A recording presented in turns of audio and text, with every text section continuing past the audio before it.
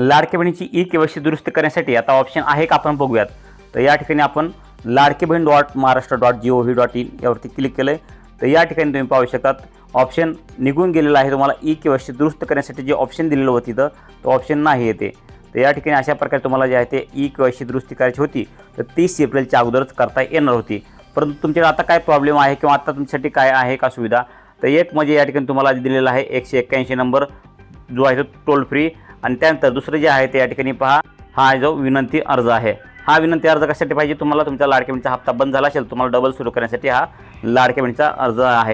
तुम्हाला हा अर्ज पाहिजे असेल तर मला कमेंट करा, तुम्हाला कमेंट बॉक्समध्ये हा अर्ज भेटून जाईल। तुम्हाला काय माहिती भरायची आहे आणि हे अंगणवाडी ताईकडे द्यायचा आहे अर्ज, म्हणजे तुमचा हप्ता जो आहे तो पुन्हा सुरू होणार आहे। आपल्या पेजला फॉलो करून ठेवा, लाईक करा आणि हा व्हिडिओ इतर लाडक्या बहिणीला शेअर करा, म्हणजे त्यांच्यापर्यंत पोहोचल आणि त्यांना हा विनंती अर्ज भरून दिला तर तुम्हाला आपण लाडकी बहिणीचा लाभ पुन्हा सुरू होणार आहे। माहिती आवडली असेल व्हिडिओ लाईक करा, चॅनलला सबस्क्राईब करा।